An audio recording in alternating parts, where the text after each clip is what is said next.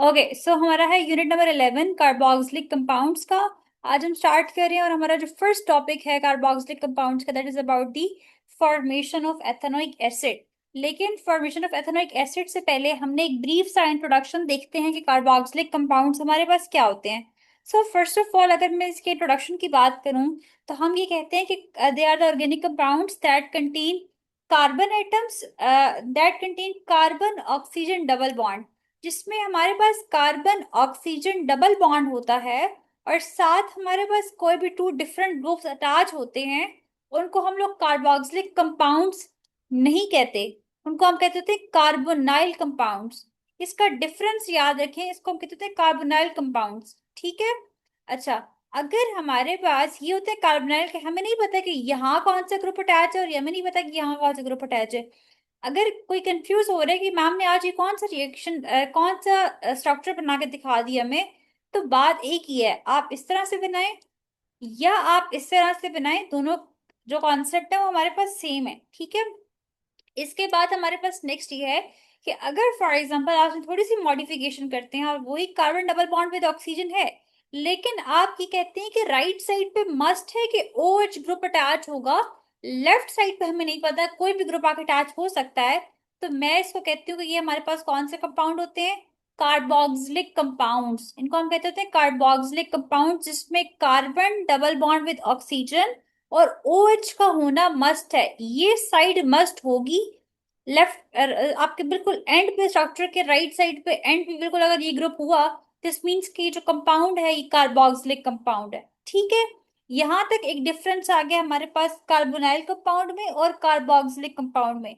अगर आपसे ये बात पूछी जाए कि हमें ये बताएं कि अब ये आपका एमसीक्यूज बन सकता है कि कार्बोक्सिलिक कंपाउंड में कौन से टू फंक्शनल ग्रुप्स प्रेजेंट हैं, तो आपने ये कहना है कि इसमें हमारे पास एक तो कार्बोनाइल ग्रुप है, इसमें एक हमारे पास कार्बोनाइल ग्रुप होता है कार्बोक्सिलिक कंपाउंड्स के अंदर।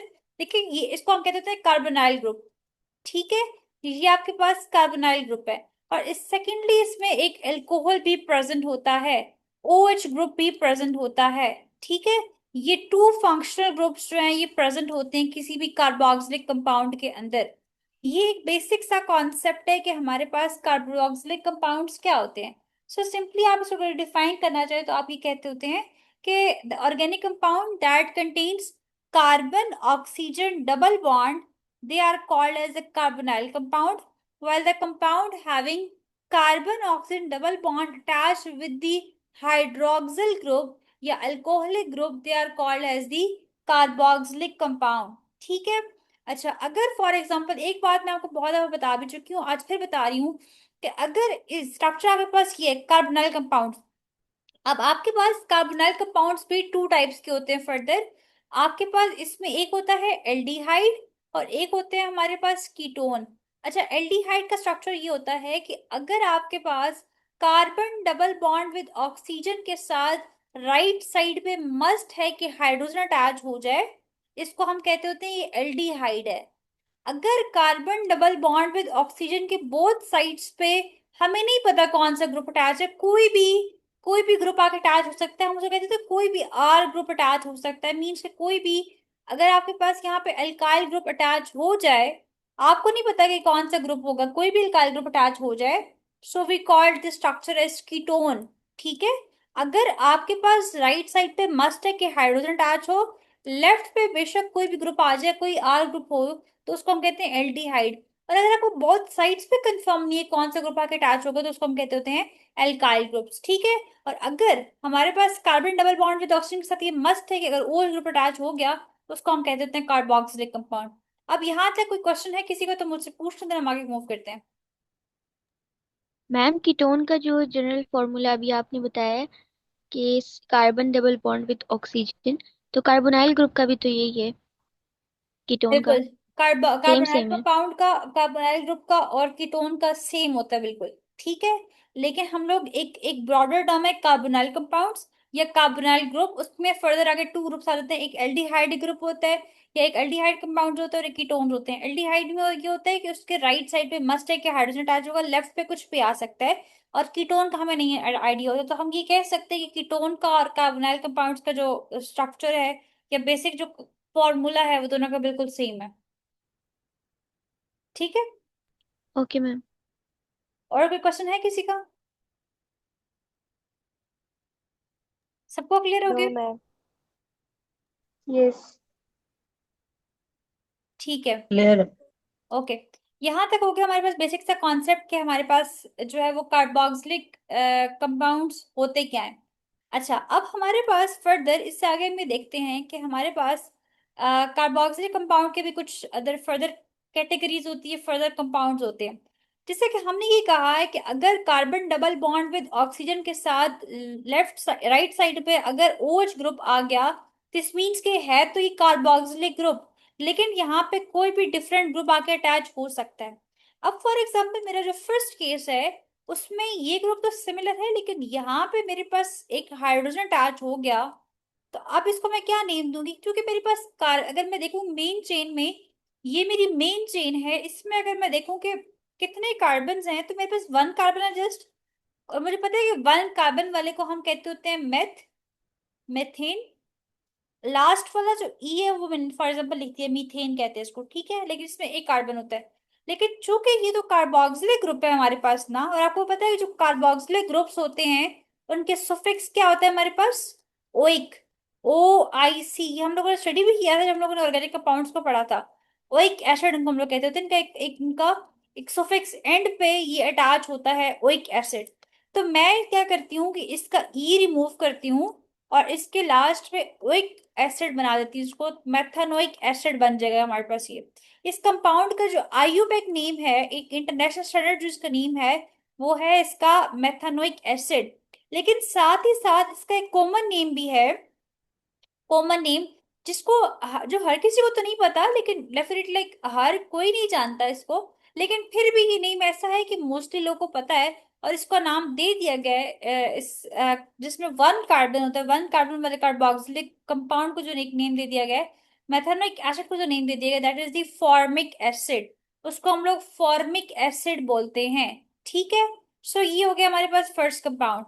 इसके बाद सेकंड पे मूव कर जाते हैं। अगर फॉर एग्जांपल ये ग्रुप तो आपके पास अटैच है ही सही, लेकिन साथ यहाँ इस ग्रुप के अटैच होने से मुझे आइडिया हो चुका है कि कार्बोक्सिलिक कंपाउंड है, मुझे ये श्योरिटी नहीं है कि कौन सा कार्बोक्सिलिक कंपाउंड होगा। और फॉर एग्जांपल अगर मैं कहती हूँ कि यहाँ पे एक CH3 ग्रुप आके अटैच हो जाता है, एक CH3 ग्रुप अटैच हो जाता है, तो मैं इसको क्या नेम दूंगी? फिर अगर आप देखें कि मेरे मेन चेन के अंदर टू कार्बन अटैच है, तो मेरा मैं इसको ये क्योंकि टू कार्बन वाला कंपाउंड है तो मैं इसको नेम दे दूंगी एथानोइक एसिड। इसको मैं कह दूंगी एथानोइक एसिड। और इसका जो कॉमन नेम है, ये तो इसका आयुपैक नेम हो जाएगा ना, इसका स्ट्रक्चर के बेस पे मैंने इसको नेम दे दिया। लेकिन अगर मैं बात करूं इसके कॉमन नेम की, तो इसका कॉमन नेम हमारे पास क्या हो जाएगा? Acetic acid. ठीक है, इसका कॉमन नेम हो जाएगा एसिटिक एसिड। यहां तक हमने डिस्कस कर लिया फर्स्ट टू स्ट्रक्चर्स को। थर्ड में मूव करी हूँ। थर्ड में हमारे पास ये है कि अगर ये ग्रुप तो अटैच है ही सही, लेकिन साथ में अटैच कर देती हूँ CH2CH3। अब आप भी देख रहे हो कि मैं आहिस्ता आहिस्ता अपनी कार्बन चेन को इंक्रीज करी हूँ।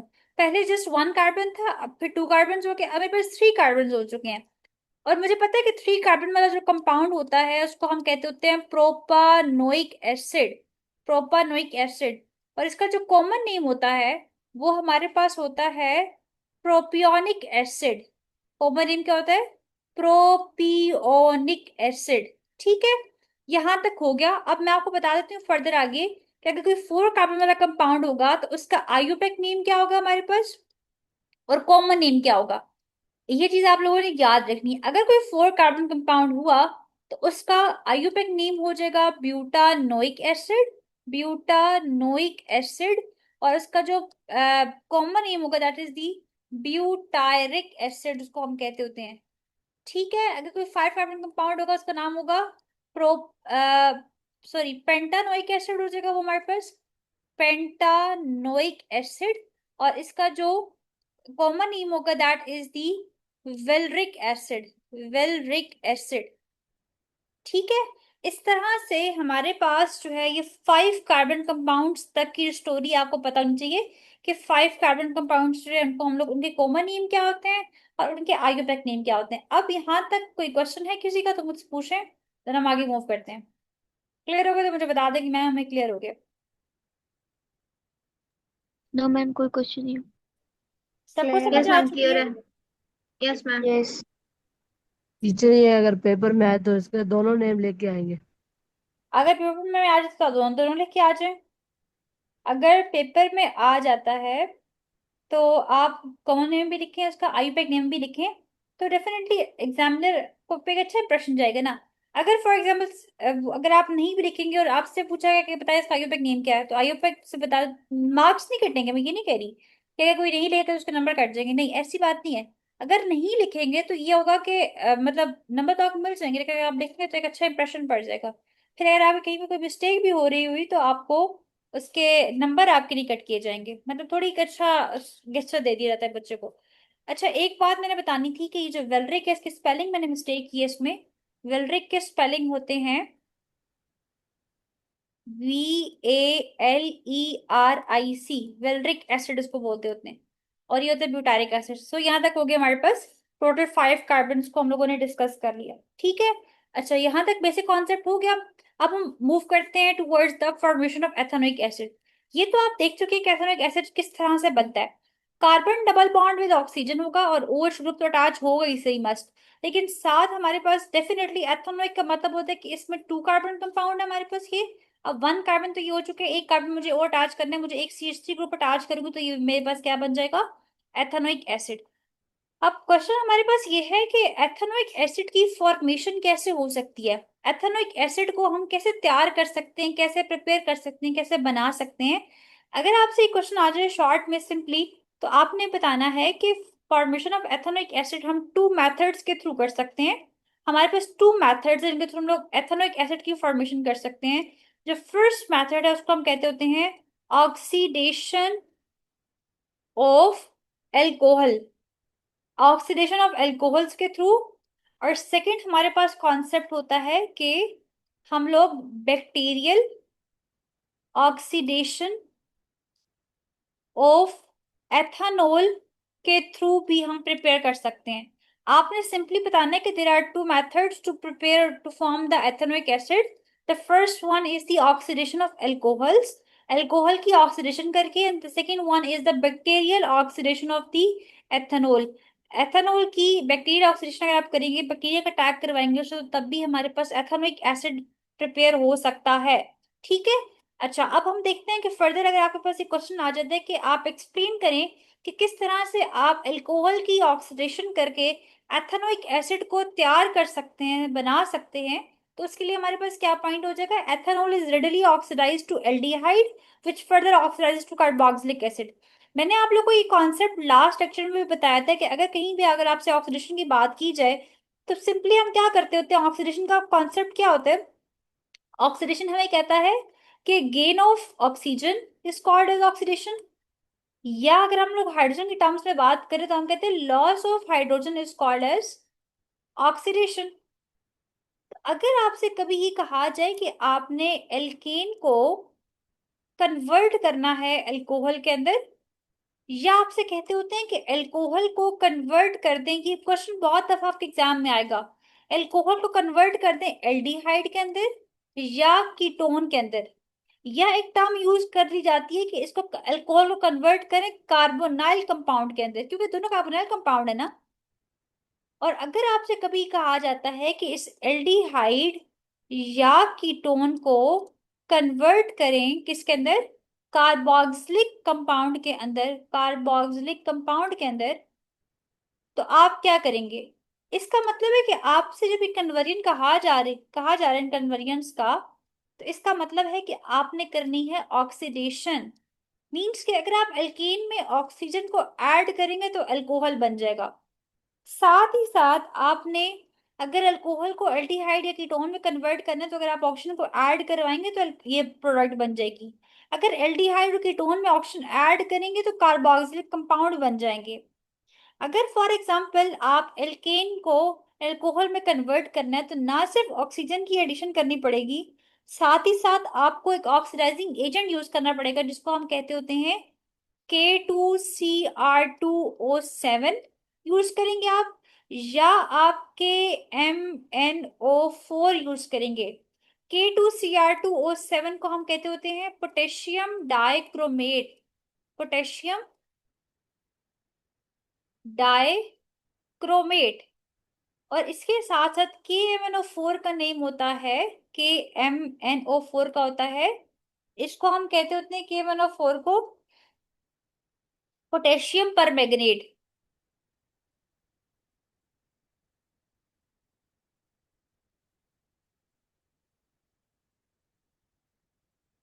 पोटेशियम परमैंगनेट के साथ ही साथ आपको अपनी बुक में यहाँ पे 7 लिखा हुआ नजर भी आएगा। इसका मतलब है कि यहाँ पे जो इसकी इसमें जो अगर आप इस पूरे की ऑक्सीडेशन स्टेट फाइंड आउट करें जैसे मैग्नीज की, तो वो +7 आती है। इसमें मैग्नीज की जो ऑक्सीडेशन स्टेट है वो +7 आती है, इसी वजह से हम लोग 7 लिख देते हैं। ठीक है। अच्छा, तो आपने ये दो ऑक्सीडाइजिंग एजेंट यूज करना है, यहाँ पे भी आपने यहाँ पे भी यही यूज करना है और आपने यहाँ पे भी यही यूज करने हैं। इस तरह से आप एल्कोहल एल्केन को अल्कोहल में, अल्कोहल को एल्डिहाइड कीटोन में, एल्डिहाइड कीटोन को कार्बोक्सिलिक एसिड में कन्वर्ट कर सकते हैं। कॉन्सेप्ट तो हमारे पास हो गया यहाँ तक। अब देखते हैं कि हमें कहा गया कि आपने क्या करना है, एथेनोइक एसिड तैयार करना है।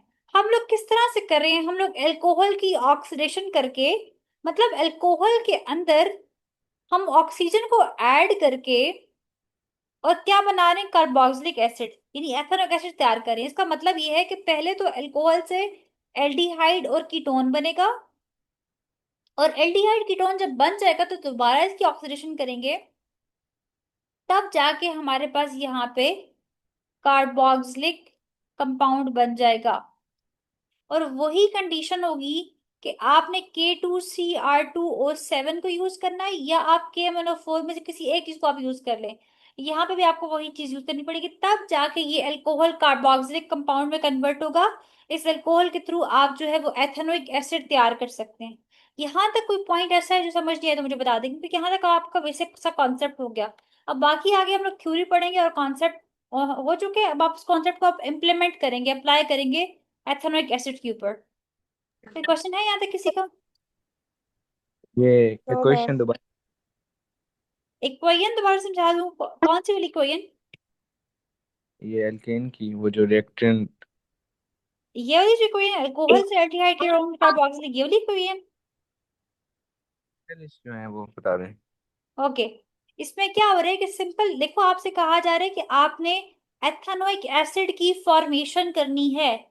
आपने एथेनोइक एसिड को तैयार करना है, और किस तरह उसको तैयार करना है, by the oxidation of alcohol. Alcohol की ऑक्सीडेशन करके आपने एथेनोइक एसिड बनाना है। अब क्या करना पड़ेगा, देखो बता रही है अल्कोहल की ऑक्सीडेशन करोगे तो उससे बनेगा। तो मैंने आपको बता दी कि अगर आप अल्कोहल की ऑक्सीडेशन करते हैं उससे पहले आपके पास एल्डिहाइड और कीटोन बनते हैं, फिर आप एल्डिहाइड कीटोन की ऑक्सीडेशन करेंगे तो फिर आपके पास जाके कार्बोक्सिलिक कंपाउंड बनेगा। क्योंकि हम लोगों ने यहाँ पे पढ़ा कि एल्केन को अल्कोहल में कन्वर्ट करने के लिए भी मुझे पहले ऑक्सीडेशन करनी पड़ती है, फिर अल्कोहल को एल्डिहाइड में कन्वर्ट करने के लिए दोबारा ऑक्सीडेशन करनी पड़ती है, और फिर जाके एल्डिहाइड से कार्बोक्सिलिक कंपाउंड बनता है ऑक्सीडेशन करके।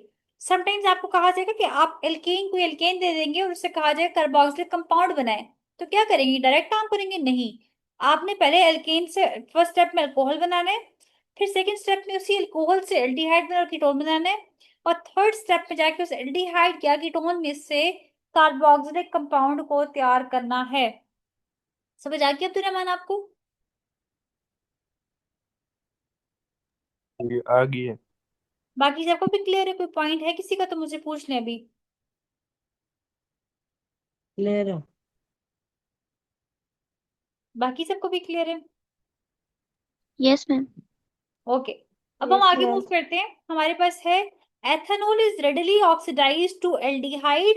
देखो वही बात लिखी जो मैं आपको बता चुकी हूँ। कहा जा रहा है कि एथेनॉल को क्या करेंगे, एथेनॉल को आपने ऑक्सीडाइज करना है, उसमें ऑक्सीजन की एडिशन करनी है और उसको एल्डिहाइड में कन्वर्ट करना है।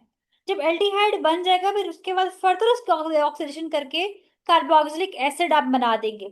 ठीक है, यही बात लिखी हुई है। स्ट्रॉन्ग ऑक्सीडाइजिंग एजेंट यूज करेंगे, रिक्वायर्ड है, हमें इसकी जरूरत है, जैसे कि पोटेशियम पर डाइक्रोमेट K2Cr2O7 यूज करें, या पोटेशियम पर मैग्नेट KMnO4 को यूज कर ले।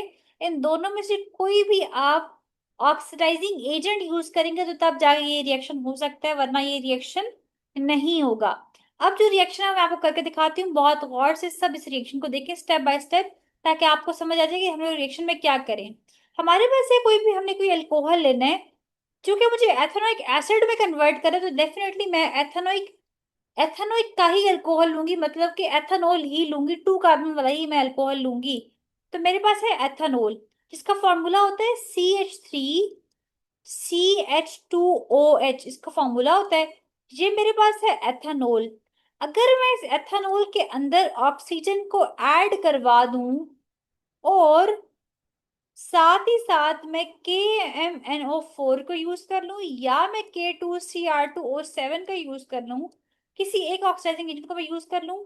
और आपको पता है, मैंने आपको बताया था स्टार्ट में कि ऑक्सीडेशन क्या होता है, गेन ऑफ ऑक्सीजन और लॉस ऑफ हाइड्रोजन।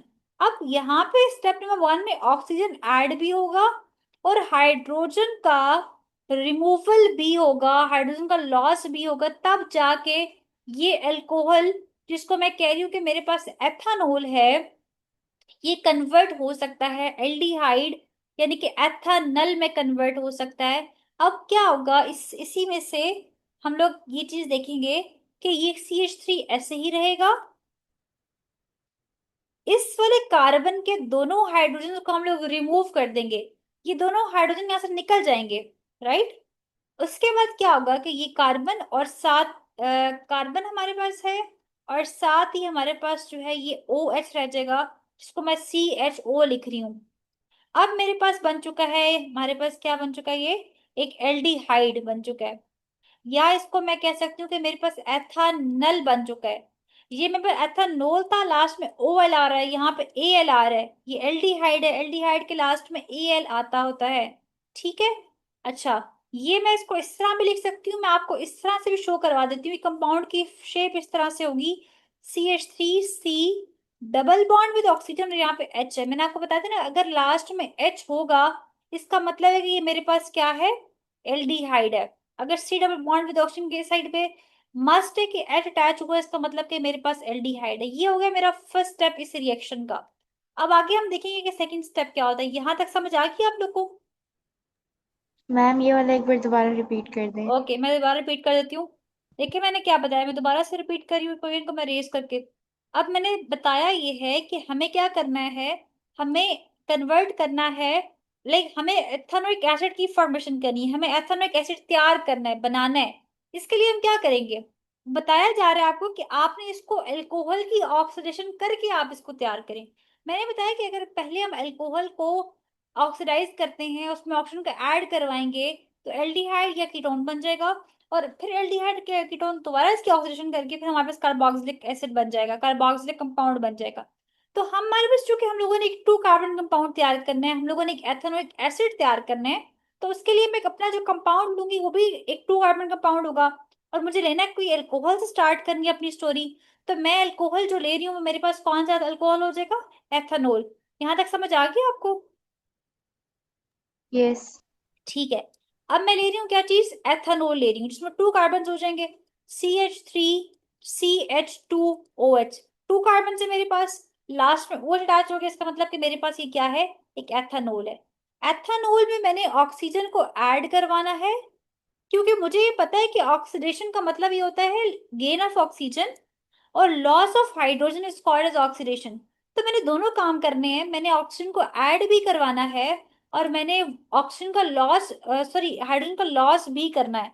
मैं ऑक्सीजन को ऐड करवाऊंगी, हाइड्रोजन को मैं लॉस करवाऊंगी, और साथ ही साथ मैं K2Cr2O7 या KMnO4 दोनों में से कोई एक ऑक्सीडाइजिंग एजेंट भी यूज करूंगी। तो तब जाके मेरा ये रिएक्शन होगा। एक्चुअली जो आपके पास होता है ना, ये जो K2Cr2O7 या KMnO4 जो ऑक्सीडाइजिंग एजेंट्स हैं, ये इस रिएक्शन को एनर्जी देते हैं ताकि ये रिएक्शन आगे फॉरवर्ड मूव कर सके, ताकि ये एथेनॉल कन्वर्ट हो सके नेक्स्ट प्रोडक्ट के अंदर। इसलिए हम इनको यहाँ पे यूज करते हैं, और उनका यूज होना मस्ट है, वरना ये रिएक्शन नहीं होगा। जैसे अगर आपने कोई रेसिपी तैयार करनी है, तो उसके लिए आपको डेफिनेटली फर्स्ट ऑफ ऑल तो फ्लेम ऑन करना पड़ेगा, अपना चूल्हा जलाना पड़ेगा, उसको हीट प्रोवाइड करनी पड़ेगी, वरना वो प्रोडक्ट नहीं बन सकती। आप वो कुक नहीं कर सकते उस चीज को। अगर आपने फॉर एग्जाम्पल नूडल्स ही तैयार करने हैं, तो उसके लिए आपने बेशक नूडल्स भी ले लिए, पानी भी ले लिया, सब कुछ ले लिया, एक पॉट भी ले लिया, जिसमें आप बना रहे हैं, अगर आप फ्लेम ऑन नहीं करेंगे तो डेफिनेटली आपका जो रिएक्शन है वो नहीं होगा, नूडल्स तैयार नहीं होंगे। तो इसी तरह से यहाँ पे हम लोगों ने सेम यही केस है यहाँ पे इन ऑक्सीडाइजिंग एजेंट्स का। अब क्या होगा, ऑक्सीजन को एडिशन करनी है। अब देखो होगा क्या, ये आपके पास CH3, फर्स्ट वाला CH3 ऐसे ही आ चुका है। इस कार्बन का जो हाइड्रोजन है, 2 हाइड्रोजन को आप रिमूव कर देंगे, बाहर निकाल देंगे, क्योंकि आप हाइड्रोजन का लॉस भी करेंगे। आपने H2 रिमूव भी करना है, यहाँ से H2 का लॉस भी करना है। पीछे रह जाएगा कार्बन, साथ जो ऑक्सीजन है ये डबल बॉन्ड की फॉर्म में आ जाएगा, और साथ आगे हाइड्रोजन अटैच है। अब इसको हम नेम दे देते हैं एथानल का। जब आपके पास कोई एल्डिहाइड बनता है तो लास्ट में आता है Al, जब अल्कोहल बनता है तो लास्ट में OL आता है। ठीक है, साथ ही साथ जब 2 हाइड्रोजन रिमूव हुए हैं, और देखो मैंने ऑप्शन को ऐड तो नहीं किया इसमें, असल में हुआ पता है क्या है, आपको बताती हूँ। असल में हुआ ये है कि ये वाला H2 भी निकल गया, और साथ ही साथ ये वाला O भी निकला है यहाँ से, और इस वाले O को मैंने यहाँ पे ऐड कर दिया, ये जो ऑप्शन इसको मैंने ऐड कर दिया। अब मेरे पास क्या क्या चीज निकली, 2 हाइड्रोजन निकल गए थे और एक ऑक्सीजन निकला है, वो एज अ वाटर यहाँ पे बाय प्रोडक्ट की फॉर्म में मेरे पास आ जाएंगे। एक्स्ट्रा से ये भी चीज मेरे पास एक बन चुकी है। ये एथेनॉल तो बना ही बना, साथ ही मेरे पास ये एक्स्ट्रा भी एक चीज बन चुकी है। ये था हमारे पास रिएक्शन सेल। सभी समझ आ गई आपको यहाँ तक? Yes ma'am. ओके, अब नेक्स्ट स्टेप देखें। हमारे पास यहाँ तक एथेनॉल बन चुका है। अब हमने इस एथेनॉल की हेल्प से एथेनोइक एसिड तैयार करना है। देखो जब एल्डिहाइड बन जाएगा, फिर ऑक्सीडेशन करोगे तो कार्बोक्सिलिक कंपाउंड बन जाएगा। अब हम लोगों ने क्या करना है कि हमने इसी एथेनॉल को लेना है, CH3, C double bond with oxygen, और यहाँ पे हाइड्रोजन है। जब दोबारा मैं इसकी ऑक्सीडेशन करूंगी और वही एजेंट यूज करूंगी, K2Cr2O7, या मैं KMnO4 को यूज करूंगी। अच्छा, अब सेकंड स्टेप में हम लोग हाइड्रोजन का लॉस नहीं करवाएंगे, ठीक है, सिर्फ ऑक्सीजन को ऐड करवाने से हमारा रिएक्शन हो जाएगा। रिजल्ट में क्या होता है, देखो यही वो CH3 पहले वाला इधर आ चुका। आगे देखें, carbon double bond with oxygen भी ऐसे ही आ जाएगा। अब हम सिर्फ ऑक्सीजन को ऐड कर रहे हैं, यहाँ पे ऑक्सीजन ऐड होकर ये OH बन जाएगा। H पहले से था, सिर्फ O को हमने ऐड किया। तो मेरे पास देखो वो C double bond with O और OH वाला ग्रुप आ चुके हैं लास्ट में ना। तो मतलब ये कार्बोक्सिलिक कंपाउंड तो मेरा बन चुका है। अब 2 कार्बन, तो मैं इसको कहती हूँ कि मेरे पास ये क्या है, एथानोइक एसिड बन चुका है यहाँ पे। तो मैंने एथानॉल के थ्रू एथानोइक एसिड तैयार कर लिया आप सबके सामने। हाइड्रोजन हाँ पूछो क्वेश्चन। का हाइड्रोजन का लॉस क्यों नहीं करवाया? अच्छा, हम लोग असल में करते क्या है कि हाइड्रोजन का लॉस हम करते हैं, क्योंकि हमारा जो कॉन्सेप्ट है वो ये है ऑक्सीडेशन का, कि gain of oxygen and loss of hydrogen is called hmm. As oxidation. तो ऑक्सीजन का गेन भी यहाँ हम्म। पे हो रहा है, लॉस ऑफ हाइड्रोजन भी यहाँ पे हो रहा है, लेकिन असल में क्या हुआ, इसके दरम्यान में कुछ 3 to 4 स्टेप्स आते हैं, जो एक इसका उसको हम कहते हैं, इसका मैकेनिज्म है वो। मतलब इसके साथ इसके बाद लाइक इस प्रोडक्ट को बनने से पहले 3-4 स्टेप्स होते हैं, जहां पे हम ऑक्सीजन को ऐड भी करते हैं और हाइड्रोजन का लॉस भी करते हैं। तो तब जाके हमारे पास ये प्रोडक्ट बनती है। लेकिन चूंकि आप लोग का ग्रेड भी 10th है, तो आपकी बुक में ये कहा गया कि बच्चों को सिर्फ इतना बताएं इस टाइम पे कि सेकेंड स्टेप में हम सिर्फ ऑक्सीजन को ऐड करते हैं और हमारे पास ये प्रोडक्ट बन चुकी है। जबकि असल में होता ही है कि यहाँ पे ऑप्शन का ऐड भी हम करें और हाइड्रोजन का लॉस भी करें। लेकिन चूंकि इसमें 3-4 स्टेप्स और बीच में इन्वॉल्व हो जाते हैं, वो आप लोग थोड़ा सा कॉम्प्लेक्स हो जाएगा, वो बात आपको शायद समझ ना आए अभी। वो जब आप लोग अपने FSC लेवल पे जाएंगे आपको तब समझ आएगी। तो इसलिए आपकी बुक के अकॉर्डिंगली मैंने आपको सिर्फ इस टाइम पे ये बताया कि यहाँ पे हम लोग सिर्फ ऑप्शन को ऐड करें। हम लोग हाइड्रोजन को भी कभी लॉस करते हैं, लेकिन अभी वो आप लोग का लेवल नहीं है कि मैं वो बताऊंगी किस तरह से हाइड्रोजन का लॉस होता है। ठीक है, ठीक है। Okay fine. यहाँ तक सबको क्लियर हो गया? Yes. Saba, Ibrahim, yes ma'am. Rahman, सबको क्लियर है? फातिमा, क्लियर। ये रिएक्शन ये लेक्चर के मिड यस से मैम क्यों क्लियर बच्चे है। निकल जाते हैं यहाँ से? जी पूछो फातिमा। मैम क्लियर है। Okay fine. सो देखिए यहाँ तक हो गया। अब जो यहाँ पे थ्योरी लिखी हुई थी वो भी यही बात लिखी हुई थी कि फर्स्ट स्टेप में आपने क्या करना है, ऑक्सीजन को ऐड करेंगे, 2 हाइड्रोजन को रिमूव करेंगे, एथेनॉल और वाटर बन जाएगा। सेकंड स्टेप में ऑक्सीजन को ऐड करेंगे तो एथेनोइक एसिड बन जाएगा। वो बातें मैंने आपको करके दिखा दी हैं यहाँ पे सारी, ठीक है। और ये वही इक्वेशंस लिखी है जो मैंने आपको करके दिखा दी, तो इसमें कुछ डिफरेंट नहीं है। अब नेक्स्ट को देखते हैं, by the bacterial oxidation of ethanol. अगर आप लोग बैक्टीरियल ऑक्सीडेशन करते हैं, यानी कि आप ऑक्सीजन को ऐड करते हैं, साथ किसी बैक्टीरिया का अटैक करवाते हैं, तो तब भी हमारे पास एथेनॉल से एथेनोइक एसिड बन सकता है। अब कैसे बनता है उसको देखते हैं। Ethanol can be converted into vinegar by the action of micro organisms. अगर आप एथेनॉल को कन्वर्ट कर दे विनेगर में फर्स्ट, तो आप कन्वर्ट कर सकते हैं। विनेगर क्या होता है? विनेगर भी हमारे पास एक अल्कोहल है। जो हमारे घरों में सिरका होता है ना, सिरका, उसको हम कहते थे विनेगर। सिरका को इंग्लिश में कहते हैं विनेगर। तो एथेनॉल से पहले हम उसको कन्वर्ट करेंगे विनेगर में, उसको सिरका बनाएंगे। किस तरह बनाएंगे? अगर हम लोग एथेनॉल के ऊपर किसी माइक्रो ऑर्गेनिज्म का एक्शन यानी कि अटैक करवा दें, तो और वो कौन सा माइक्रो ऑर्गेनिज्म है? वो है acetic acid bacteria, it is called as the Acetobacter, जिसको हम कहते हैं एसिटोबैक्टर। अगर आप, अब ये देखिए मैं यहाँ पे लिख के दिखा रही हूँ, अगर आपने एथेनॉल के ऊपर अटैक करवा दिया एक बैक्टीरिया का जिसका नेम है एसिटोबैक्टर, बैक्टीरिया, अगर आपने इसका अटैक करवा दिया एथेनॉल के ऊपर, तो ये एथेनॉल कन्वर्ट होके आपके पास बन जाएगा विनीगर। ठीक है, यहां तक बन के इसके बाद देखें, this occur in an aerobic environment. ये चीज एरोबिक एनवायरमेंट में हो रही है, मतलब कि इस काम को करने में आपको ऑक्सीजन को भी ऐड करना पड़ेगा, तब जाके ये काम होगा, वरना नहीं होगा। एरोबिक का मतलब होता है एरोबिक, एक टर्म होती है आपके पास एरोबिक, जो बायो वाले स्टूडेंट्स को ये बात पता भी होगी, एक होती है एरोबिक और एक होती है एन एरोबिक। एरोबिक का मतलब होता है कि कोई चीज प्रेजेंस ऑफ ऑक्सीजन, कोई भी काम जो ऑक्सीजन की प्रेजेंस में होता है उसको हम कहते हैं एरोबिक। अगर कोई चीज अगर देखो यहाँ पे आके एन, एन का मतलब होता है एब्सेंट। बहुत दफा आपको बता चुकी हूँ कि फिजिक्स में, केमिस्ट्री में, बायो में, साइंसेज में एन मीन्स होता है एब्सेंट। अगर आपके पास एन एरोबिक होगा, मतलब कि यहाँ पे एब्सेंट है क्या चीज? O2 एब्सेंट है, O2 की एब्सेंस में आपने वो काम किया। तो यहाँ पे कह रहे हैं कि ये रिएक्शन एरोबिक एनवायरनमेंट में होगा, यानी कि ये ऑक्सीजन की प्रेजेंस में ही काम आप करेंगे। The reaction is catalysed by the enzyme produced by bacteria, और इसके अंदर हमारे पास एक एंजाइम भी इन्वॉल्व होगा, एक बैक्टीरिया इन्वॉल्व होगा, एक एंजाइम इन्वॉल्व होगा, और साथ ही साथ हमें यहाँ पे एक ऑक्सीजन को भी ऐड करना पड़ेगा। तो तब जाके ये पहले ये विनेगर बनेगा और बाद में फिर ये एसिड बन जाएगा हमारे पास। असल में विनेगर भी एसिड होता है, ठीक है। विनेगर को हम कहते होते हैं एसिटिक एसिड। विनेगर का एक और नेम होता है हमारे पास, क्या? Acetic acid. और आपको पता है एसिटिक एसिड किसका कॉमन नेम था? ये था एथेनोइक एसिड का। मतलब कि जब आपने एथेनॉल में ऑक्सीजन को ऐड किया, ऊपर से आपने एसिटोबैक्टर का अटैक करवा दिया और एक एंजाइम भी ऐड किया हुआ है इसमें, एंजाइम भी इस पर अटैक करा, तो इससे विनेगर बन जाएगा। विनेगर का एक और नेम होता है एसिटिक एसिड, और एसिटिक एसिड का एक और नेम होता है एथेनोइक एसिड। तो मतलब कि आपका एथेनोइक एसिड जो है वो तैयार हो चुका है। अब रिएक्शन क्या होता है? रिएक्शन आपके पास ये है, अगर आपके पास CH3CH2OH एक अल्कोहल है, और इसमें आपने O2 ऐड कर दिया, रिएक्शन आपने करवाई एसिटोबैक्टर की प्रेजेंस में, बैक्टर की प्रेजेंस में, और इसके अलावा आपने इसमें एंजाइम भी ऐड कर दिया, तो प्रोडक्ट क्या बन जाएगा? C double bond CH3, C double bond with oxygen और OH यहाँ पे आगे ऐड हो जाएगा।